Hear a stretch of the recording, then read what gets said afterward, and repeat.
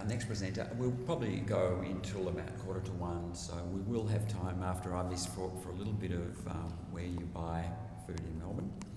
We'll do a panel discussion for that. But I'd like to introduce Ivy Thompson. Ivy has a wonderful blog called Paleo in Melbourne. She blogs on it every day. It's full of great stuff, and I'd recommend that you go and have a look at it on Facebook. Ivy's a bit of a dynamo as well. She's got, I think, 3 kids under 5 or 6 or something, and she manages all of this with great humour and it's a lot of fun. Thanks, Ivy. Thank you. Just give me a minute to set up. Let's see. So nice to see so many of you here today. Let's see.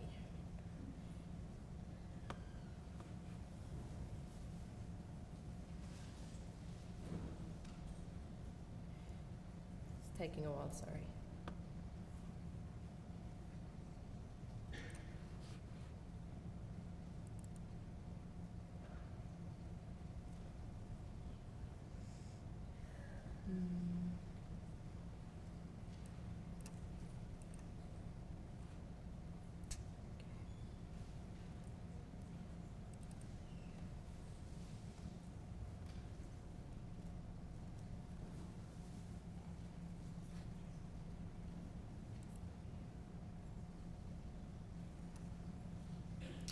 Okay, so my name is Ivy and I'm the founder of Paleo in Melbourne. And before I talk about Paleo Melbourne, I just want to talk a little bit about my own story and how I ended up eating paleo. So let's go. I have found the people I talk to and the people I interact with who have gone paleo or attempting to go paleo, we often come from the same point where we've ended up going paleo for our health. We've had some sort of trigger in our life that pushes us to the point where we realise that a conventional diet doesn't work for us. Sometimes it's extreme, in other cases it's just little niggly things. This is me 2 years ago, pretty much to the day. Highly pregnant with my 3rd child.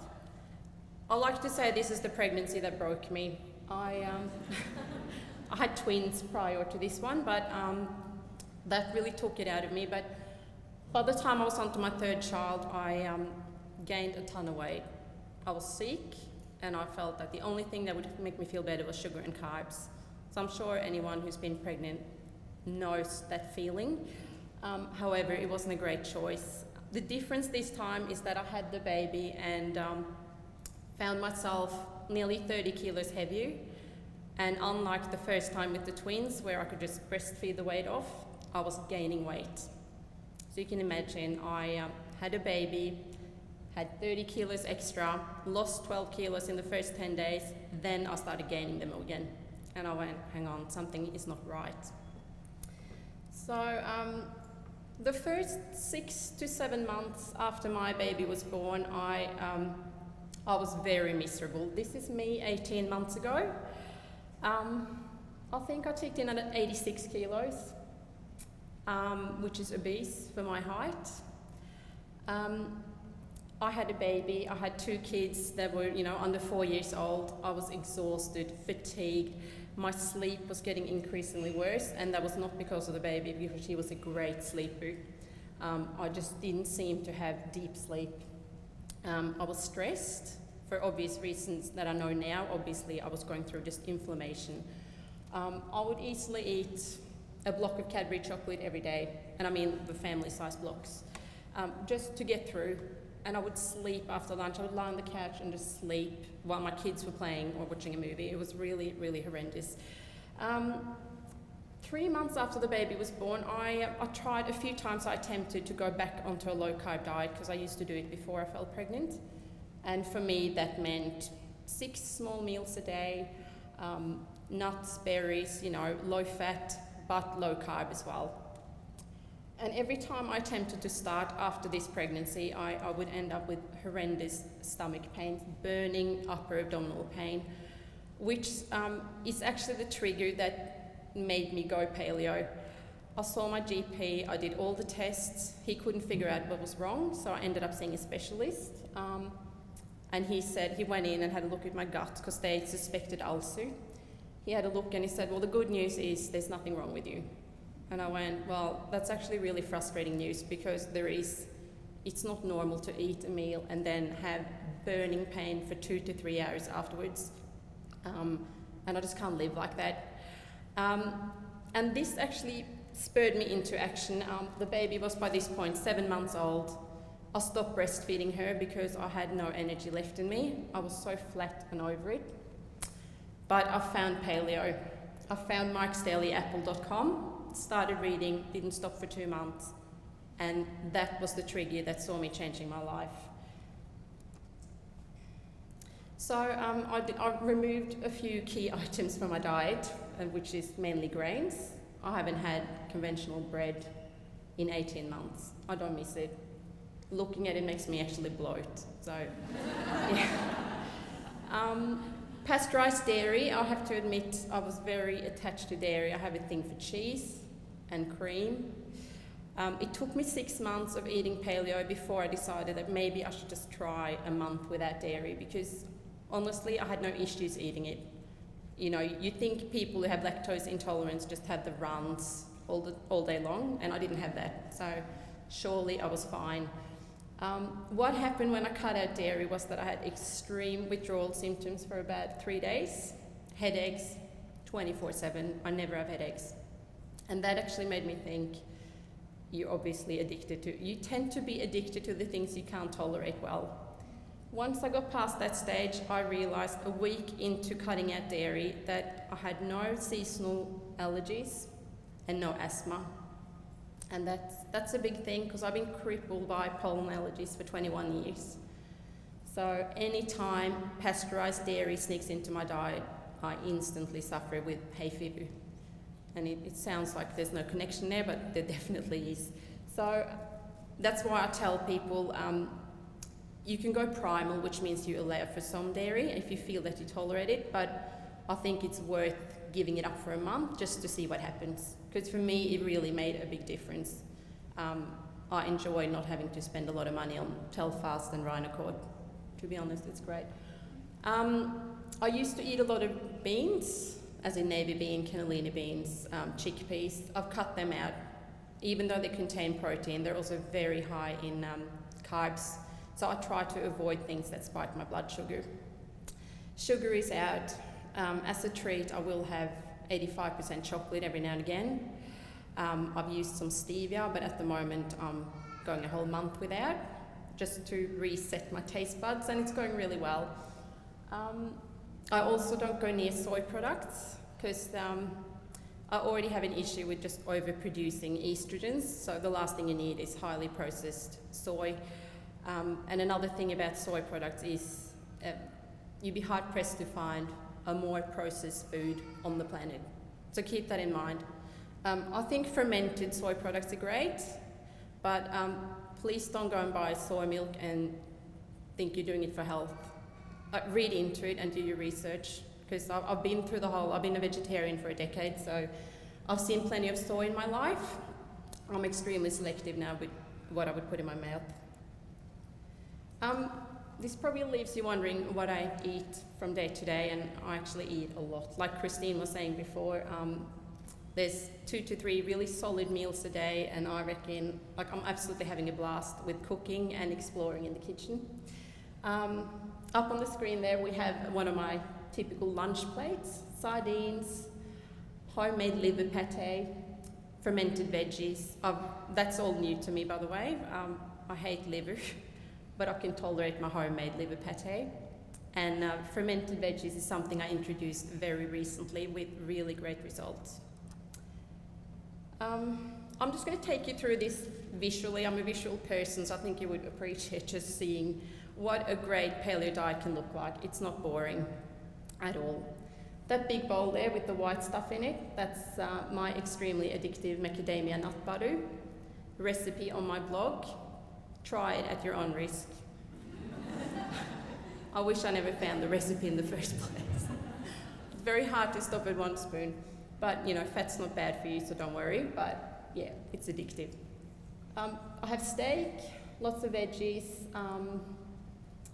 kale chips on the top there, kombucha in the jar. Anyone know what kombucha is? It's fermented tea. It's a probiotic food, and I've been brewing it for about 3 months, and I absolutely love it. It makes a big difference to my digestive health, and I actually run classes on how to making it, so I'll talk more about that later. I'm really big on eating seasonal produce. Eating seasonal makes food cost less. You buy whatever is cheap at the farmer's market, and it basically means you're eating what's in season. So beetroot, I had a big stint with that over winter. I love it.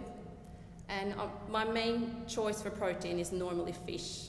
I just seem to, my body seems to respond better to it than a lot of meat. But everyone's different, so you'll explore and find out. Yep, my homemade chicken liver pate again. I use organic liver that I buy from the farmer's market. Make about 1.5 litres every time, and it stays in the fridge for about 2 weeks. Great stuff for overall health. I found that going paleo initially was awesome for my health, but after 3 or 4 months, you end up feeling a bit flat. And for me, including liver and bone broth were 2 things that made a huge difference to my energy levels. I don't think you get everything you need from just eating muscular meats. So very important to keep that in mind. If you feel flat after a few months, then it's most likely that you're not getting all the minerals your body actually needs. So going back to paleo, it's actually not all about food, it's also lifestyle. So as I said before, I personally prefer a lot of fish and seafood, but when I have meat, which is several times a week as well, I always choose grass-fed beef and lamb, because it's a far healthier option for you than grain-fed. I don't have a lot of pork, but when I do, it's bacon, and it's normally free range. It tastes superior, and I buy it from the farmer's market. It tastes so much better than the supermarket stuff. My eggs are free range. My husband has actually been working at a house where they have chooks in the backyard, so we've been getting some really awesome organic free range eggs every day. Beautiful fresh eggs. Yep, my chicken livers again, which is, they don't taste as vile as other livers. Just, yeah, it's the easiest one to, if you want to ease yourself into offal, then chicken livers are great. Probiotic food, which is the fermented foods I mentioned. I make my own kefir, which is fermented milk. Tastes a bit like yogurt, but it's runny. The kombucha, I brew 18 litres a week, and my whole family drinks it. I have 2 cups a day. I never thought I was sluggish with my digestive system, but having introduced probiotic foods has really seen a great improvement in just how I feel, and my skin has gone really clear, so obviously my gut is healing.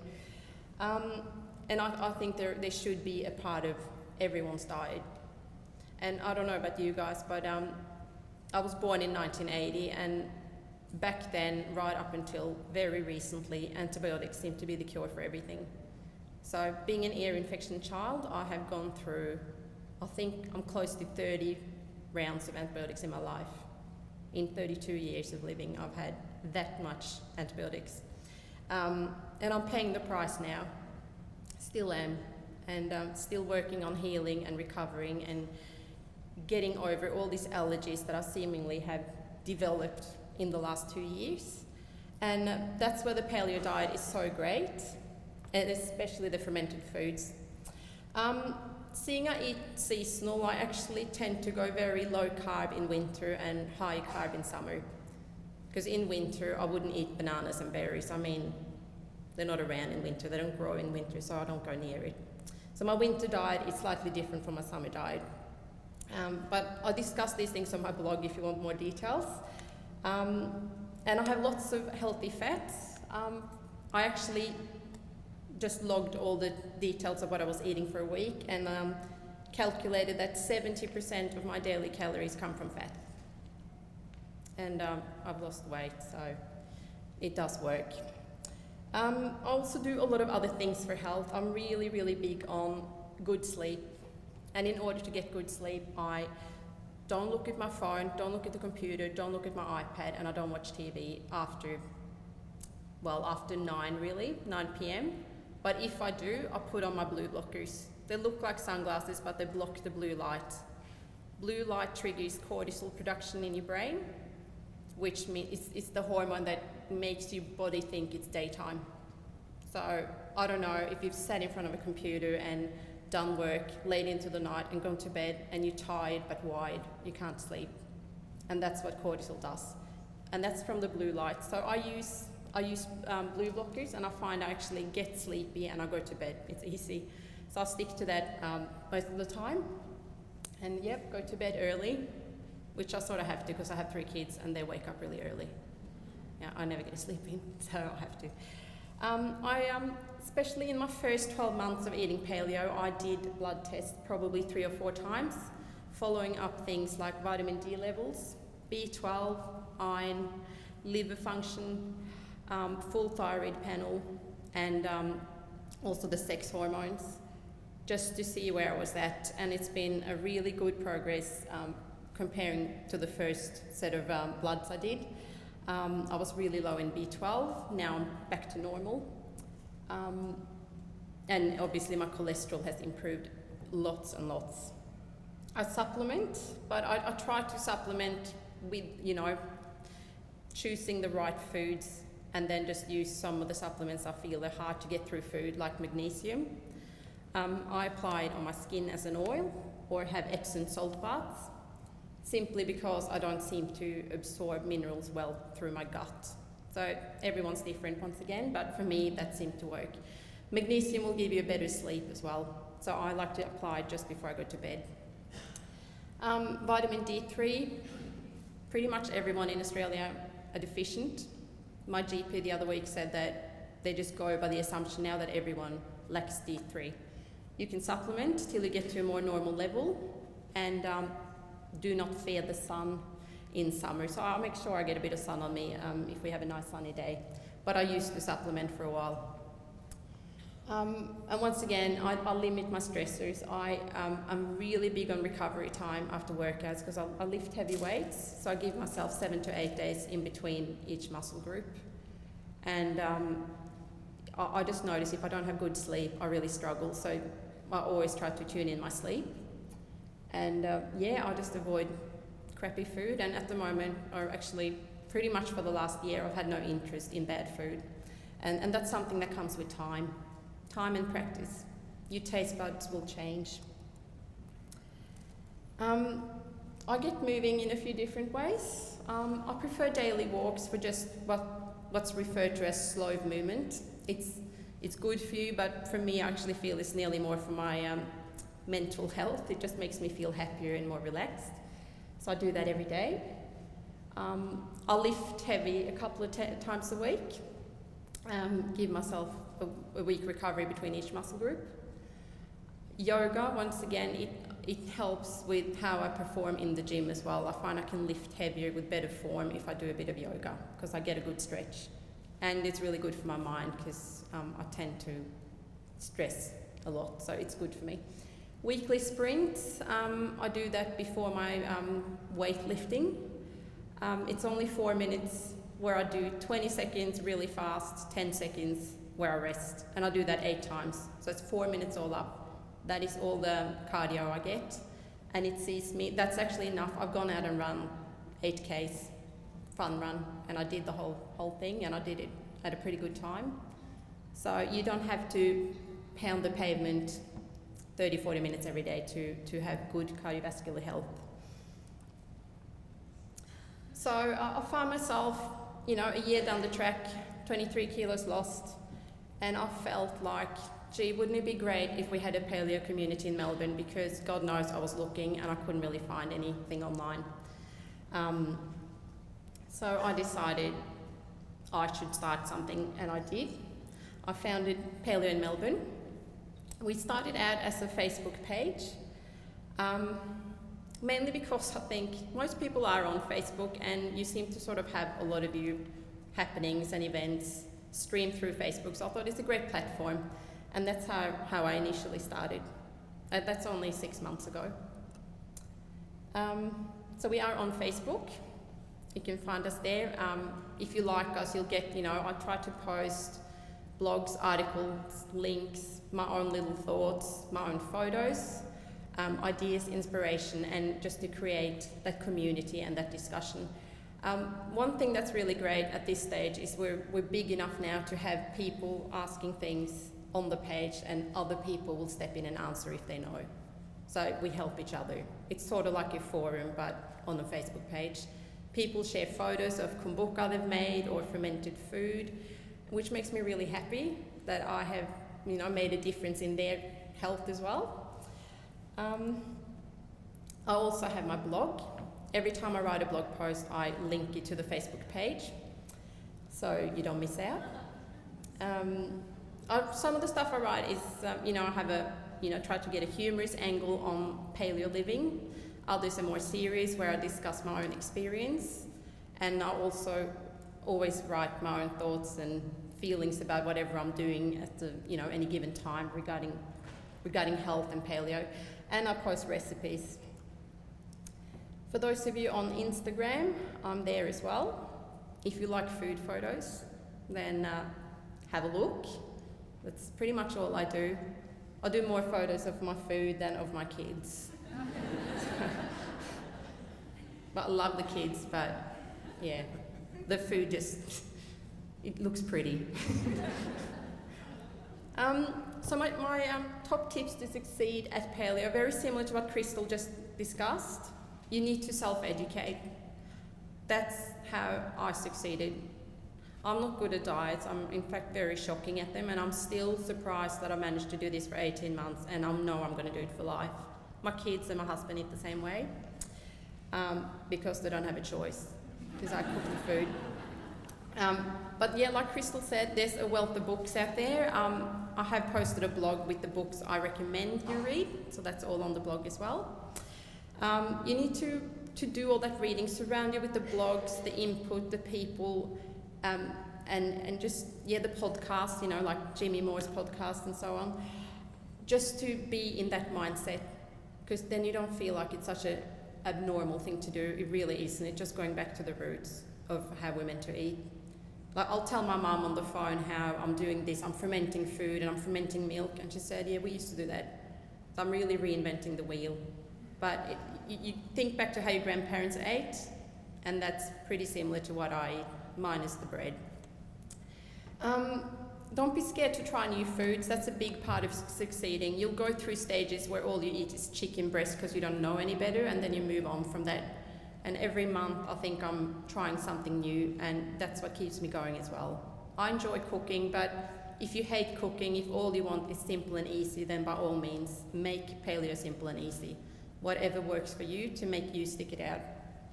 And the spices, herbs and quality salts, a big part of flavouring your meals. I use mince a lot, grass-fed beef mince, and depending on the flavouring and the spice, it can go from Mexican to Indian to Italian. You need to know those little tricks. There's a million good recipes out there. Don't be scared of trying new things. And it's actually not that time consuming. I normally cook dinner within 20-25 minutes for 5 people. Explore, just,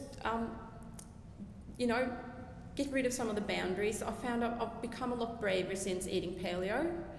Don't know why that is, but I am. I'm less scared of trying new things. And I think it's part of the whole, you just feel deliberate, you're just freer in your choices. You've gone and done something different from, I guess, what everyone else does. Most people eat bread, most people eat sugar, most people can't see themselves ever quitting, but once you do, you feel like you're set free and you just feel a bit more brave.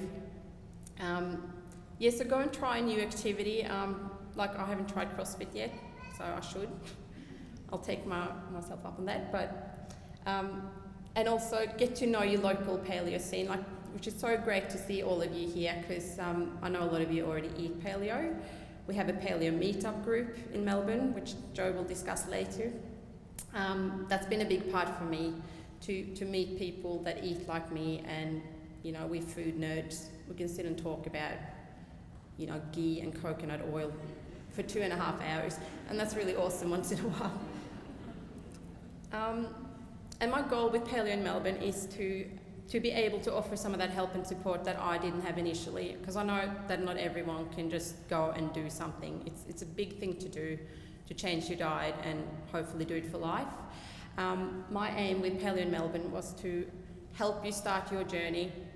If you need a starting point, then I'm there with my blog and Facebook page and my Instagram. I'm there in your face. And I have the local support network. Anything that's paleo relevant in Melbourne, any happenings, any events, I will post about it. I will get people involved.